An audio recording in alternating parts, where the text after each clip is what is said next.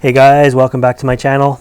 Today's video I just wanted to update you on the status of my pond, show you my koi, and give you a little view of our tropical plants in storage in the basement. So as you can see, the koi pond is empty. Very still right now. Everything is cut back, all the ferns, mosses, and everything like that are, the moss is looking good, all the ferns are cut back and removed for the winter.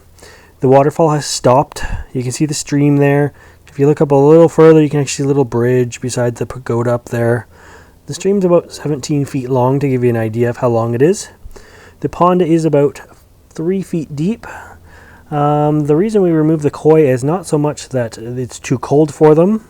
It's just that there are some mink that come out in the wintertime.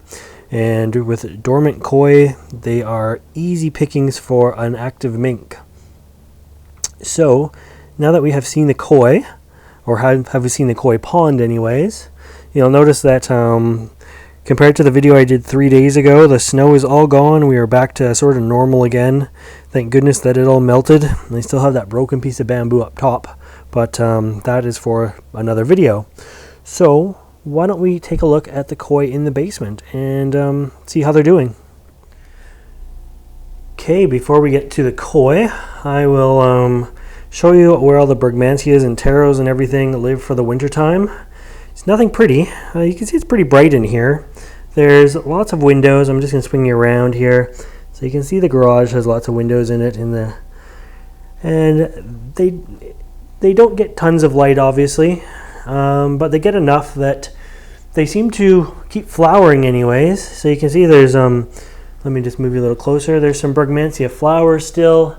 They're starting to drop all their leaves, their outdoor leaves, which is kind of making a bit of a mess in here. But by the spring, they actually start growing new leaves even in here. So lots of flowers though. It's nice to come down here in the evening when you're like just grabbing something because it smells like the brugmansia flowers. So we have all the pots down here. Excuse the mess. As I say, it is my garage here. So some cannas. Here's the Abyssinian banana, or the red banana. This is how much it's growing in here. And we just dig it up, cut it off. The taros, they're holding their leaves there. We tried a couple different methods. Some of the taros have been cut off and others kept all their leaves. We'll see which one works a little better. And the pots just kind of stack on top of each other. So it doesn't take up a lot of room. I'm standing where my wife parks, and then my car's on the other side, so it's just sort of in between us in the garage here. But why don't we walk over? You'll be able to see that's as far as my air conditioner got this year for the greenhouse. And you can see the generator for the greenhouse if there's ever a power outage, and random other stuff. But let's walk towards the koi. Before I started filming, I turned off the air pump and the water pump, so you guys will be able to see in here. They are getting ready to have a water change, just like a big fish tank. They do need to have their water changed, so I do that a few times in the season. They don't get a whole lot of food down here, but they're a whole lot more active here than they would be if they were outside in the pond. And I think they're a whole lot happier down here than they would be if they were outside in the pond as well. No chance of predators. The average temperature in my basement, or in my garage here, is about 55 Fahrenheit or 13 Celsius. So the pond water outside is near freezing. It's had ice on it once or twice this year. And this is a balmy 55 degree water, I would assume, just because that's about how warm it is down here. But yeah, they're all doing pretty good down here. Let me just raise you up. I don't know what you're going to be able to see here. I'm just holding the tripod above my head, but it gives you a bit of a look maybe. Maybe not. As I say, can't see. But there we go.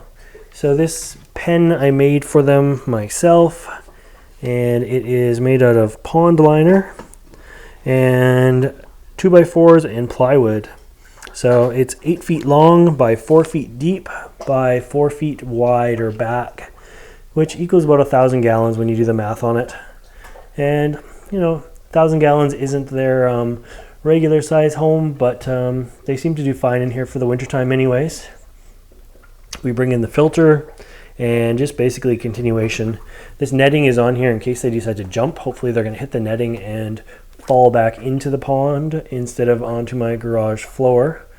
It's only happened once that a koi jumped out, and I actually smelt him before I seen him, and he was still alive. So I can't remember which one it was, but it was one of these guys. He made the big jump one time, and yeah. That is a little battery operated air pump. Basically does nothing down here. Yeah, the main air pump is there. That goes. So when it has power, when these things are plugged in, there's two big air stones that bubble away, and the filter from outside.